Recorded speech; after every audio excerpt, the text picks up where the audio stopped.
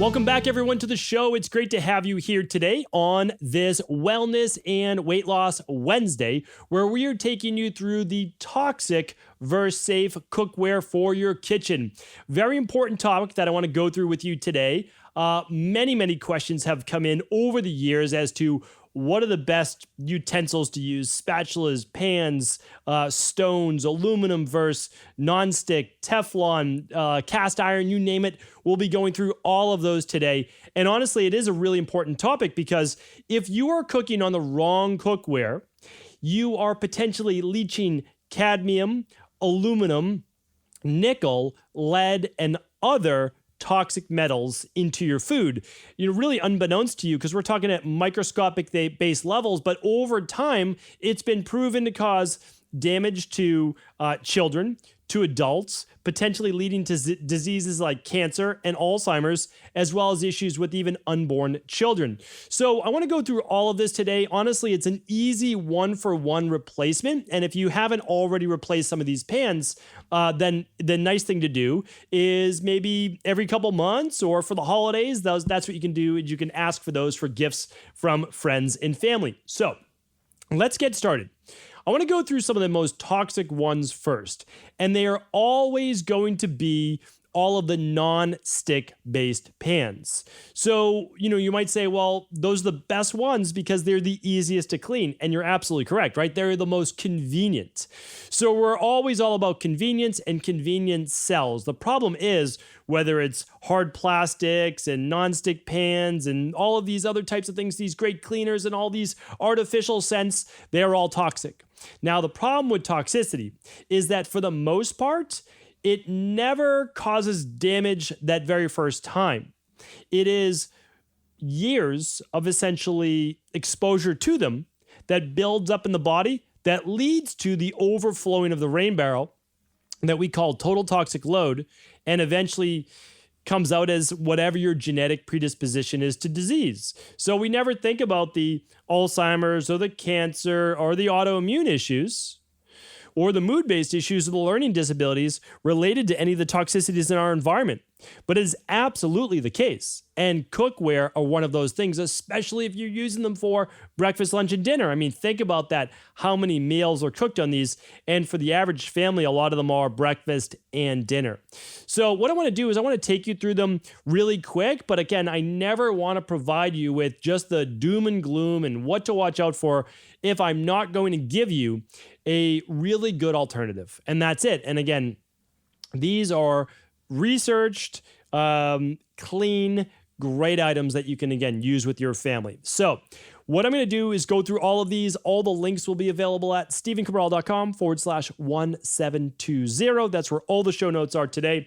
So here's what we need to know. First, let's look at non-stick pans. All right. So although banned in 2015, many people are still using Teflon. And it's kind of crazy because the Mayo Clinic came out 15 years ago and said that Teflon was one of the top 10 carcinogens, meaning top 10 chemicals in the environment or chemicals in our homes that could lead to cancer.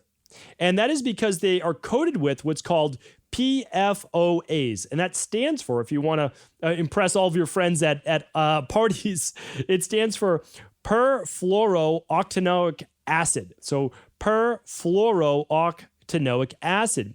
And also, there are PTFEs. I'll tell you why I'm mentioning these in just a moment, because you always want to make sure that your new pans are free of these two things, and good companies will state right up front they are free of PFOAs and free of PTFEs, and PTFE stands for polytetrafluoroethylene.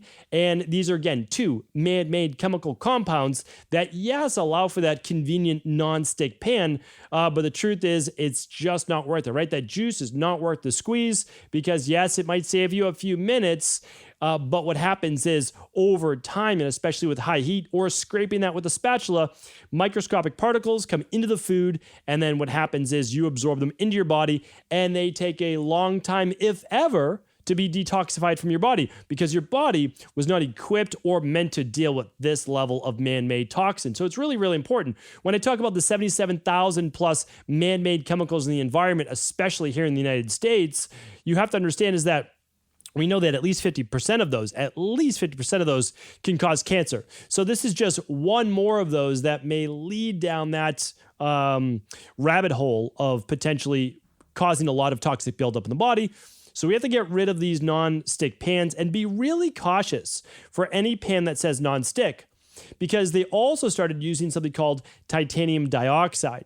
And titanium dioxide, although less toxic than the PFOAs or the PTFEs, is still toxic in its own right, especially, again, cooking at high temperatures and used over a long period of time.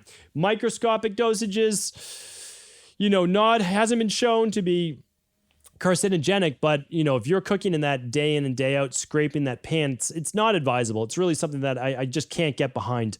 So the nice thing is that we have alternatives. So a lot of times what people move over to is, okay, I'm just going to use a good quality aluminum pan, because aluminum pans are really light, right? They're easy to use, easy to clean. And it's like, oh, okay, well, that's the next step. But the problem is this: aluminum pans, although light and although heat up quickly and heat up evenly, you can scrape those pans over time, and again, especially at high heat or acidic-based foods, and then it can begin to leach that aluminum into your food.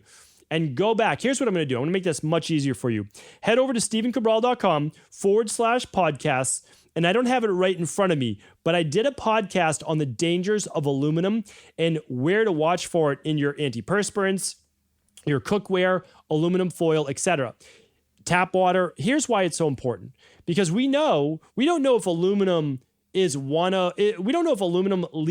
Alzheimer's, but we at least know that it's one of the contributing factors, okay?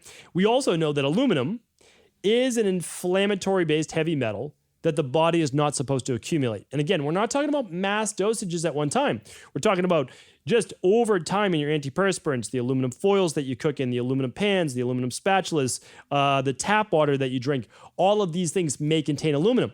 And over time, those parts per billion begin to add up. And again, since your body's not supposed to be consuming this much aluminum, well, then it could lead to inflammatory-based autoimmune issues, Alzheimer's, potentially cancer, who knows?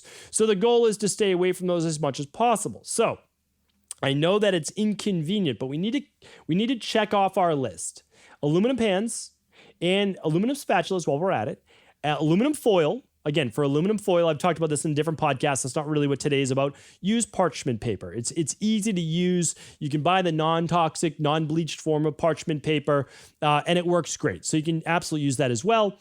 And then for the Teflon pans, for the non-stick pans, let's be really suspect of those. Some of them now are switching more to a silicon dioxide, far less toxic. So if you have to go that route, definitely move more towards that. But I'm about to give you now much healthier, cleaner versions. And so that's what I want to bring you right now. So I have about 5 or 6 different varieties, depending on how you want to call this. But what I want to look at is this. The first and foremost on my list is the enameled cast iron. All right. So these first two I like, but don't love. Okay. So let me share with you this. Enameled cast iron is good. It really is. It's a good product. The problem is high heat, a lot of scrubbing, cooking a lot of acidic-based foods may lead to lead and cadmium contamination leaching into your food, okay? And here's why. This is not going to be the case with all enameled cast iron. So I just want to state that up front. If that product has been tested, and I'm going to link them up for you here today. So I'm going to give you the ones that have been tested. But if that enameled cast iron has been tested and has been shown to be free of cadmium, high levels of cadmium and lead, then we're good. Like, we're okay. So that's all right. So that makes that cast iron a little bit easier to use. So again, I have no problem with that. I believe it can be safe. Again, it's just like you have to know the companies that you're ordering from. That's it. Can we trust this company? Yes or no? So the nice thing about cast iron is that, it really can be heated up. Like, you can really put that. Well, let me give you the next example. So we have cast iron pans in our house in Maine, and we do use them. We have an old school outside wood oven, and it's fantastic. You can heat that up 1,000 plus degrees if you wanted to. I mean, if you wanted to, we don't, but you could. And so here's the thing. Cast iron can work great in that. And so we use cast iron. Now, we don't use it all the time. And so the great thing about cast iron is that you can get a Dutch oven, you can get cast iron pans, you can get a skillet, and you can cook your favorite meats and different things like that, as long as you season that pan and also that you just don't over scrub it. And I'm going to give you one more tip in just a minute. So cast iron pans can be absolutely fantastic. I mean, they really can. You cook some really great dishes in that. Now, there's pros and cons. So let me give you the pros and cons, because these aren't as straightforward. Cast iron, just the word alone means iron, right? You're going to get some iron from using cast iron, and I'll teach you how you can get less or more in just a moment. So the benefits of using cast iron, especially for women, premenopausal, can actually be getting more iron into your diet through cooking in cast iron-based pans. So if you are anemic, or you are, again, female menstruating-based woman, then you can actually get benefits from this. Men have to be a little bit more careful of iron-based buildup in the body. Not an easy way to eliminate it as a male. So, or I would say postmenopausal woman as well. So again, I'm a fan of cast iron pans, but I wouldn't use them for daily use. I would use them for occasional use, and you can get a lot of benefit from cooking in that type of pan, especially for the population of people that I just spoke about. Now, here are some of the potential drawbacks with cast iron. Is that, well, one is you could have the iron toxicity. So if you are a male, an adult male, or a postmenopausal woman, you may actually build up some level of iron toxicity. Now, you can test for these things every 6 months to a year to see if it's actually happening, and it probably won't with most people, especially with occasional cast iron use. So again, we use it. I have no issues with iron overuse or overload in my body. You can do, again, a blood test with your doctor. You can do a test, the hair tissue mineral analysis, right over at Equilife as well. So, all right, so we have that part of it. The second part is with cast iron is that there is potential that when you cook, let's say, a tomato sauce, or you're adding a vinegar, or you're adding any acidic food to it, like lemon, squeezed lemon, any of those things, that the acidity in that food can actually react with the pan itself. And what can happen is there can be more leaching, even more iron pulled into the food, as well as potentially cadmium with the enamel-based pans, because some of that enamel is clay-based, right? So if it's clay-based, that means there's potential, because clay is essentially dirt from the environment, that there may be lead, again, totally natural, right? Because lead is in the soil. You can't avoid lead completely in the soil. It is one of the natural elements. We just don't want lead toxicity. That's the issue, right? Cadmium, natural element. The problem is too much cadmium, well, it can lead to some really devastating effects for the nervous system as well as the brain.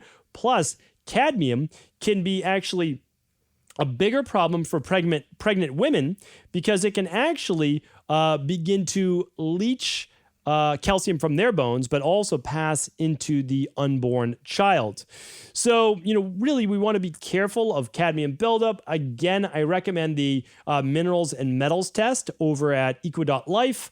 It's a great one to run, or also the heavy metal toxicity test is an even better one if you just want to look at metals, right? So if you don't want to look at all of your minerals, electrolytes, etc., that would be on the hair tissue mineral analysis called the minerals and metals test. If you just want the heavy metals as well as the thyroid metals, then check out the heavy metal toxicity test, which is a great one. All of these can be done right at home. But again, this is why functional medicine lab testing is so important. How would you know if you're ever building up all of these heavy metals that conventional medicine and unknowing MDs like to tell us that doesn't exist, yet we know leads to all these different diseases in children and adults and unborn children as well. So again, please always take what conventional medicine says with a grain of salt. use the best of what they know for acute-based medicine, but use natural health for everything else, right? I mean, I love when doctors say, your body comes equipped with a liver, that's all the detox that you need. Well, I mean, again, if you're reading the research and the science, apparently that's not true because we see all of these toxicities build up in people all the time. So if our liver did everything that it needed to all the time, well, then why are we building up all of these toxicities, right? So you can run a minerals and metals test, you can run a heavy metal test, you can run an environmental test, and you can see that our liver is not able to keep up with the 77,000+ man-made chemicals in the environment. So I'm again, like, I apologize if I'm, coming off a little strong to conventional medicine, but this is not your forte. So again, I think, we have to be a little bit careful what we're speaking on, right? All right. So again, big benefits to cast iron. I really think it can be beneficial, and for occasional use, absolutely amazing. I really do. Again, we use them in my family. Okay. So now what else can you have on the kind of generic safe side? All right. Well, stainless steel pans, even if they have an aluminum core, your body and food will never touch the aluminum because the aluminum's on the inside, which kind of leads to a more even cooking and allows the pan to be a little bit lighter. Now, you can get completely stainless steel, doesn't need an aluminum core, but I always get the question, if my stainless steel pans have an aluminum core, is that okay? And the answer is yes. Like you're going to be okay with that. Still don't recommend metal scraping, like a metal spatula scraping a stainless steel pan, because do keep in mind that inside of that stainless steel pan, there's still nickel and chromium that can break down and come into the food a little bit. Now, is it so bad to get a little extra nickel? Not really. I mean, it can lead to toxicity for sure, built up. Every once in a while, we see it on our minerals and metals test where someone's nickel starts to get a little higher, and all we do is recommend a different pan, different spatula. Of course, we look at other elements as well, like cadmium buildup, etc. But then there's also chromium. Chromium, I don't have as much of an issue with. I really don't. Chromium, I prefer it from more natural sources, that's for sure, but certainly can have some benefits in the body. So stainless steel, pretty non-toxic for the most part. It is still a metal, but it does heat evenly. There's really no major issues with it. It's typically the least expensive out of them, so you can get a good economical stainless steel pan. But again, like not my favorite, but really good. Again, I have no issues with people using stainless steel pans. And so there you go. Stainless steel is okay. Now, the next ones I want to go over are kind of some of the favorites, and that is ceramic cookware. So now with the ceramic cookware, you just want to make sure, again, that it's lead-free, that it's cadmium-free, and that it's non-toxic, right? That it doesn't contain let's get back to those, the PFOAs and the PTFEs, right? So we want to make sure that it does not contain any of those chemicals and carcinogens, and ceramic cookware can be a really nice and sturdy cookware that can be heated at high temperatures as well without the issues of leaching into the food. So just look for the no titanium dioxide.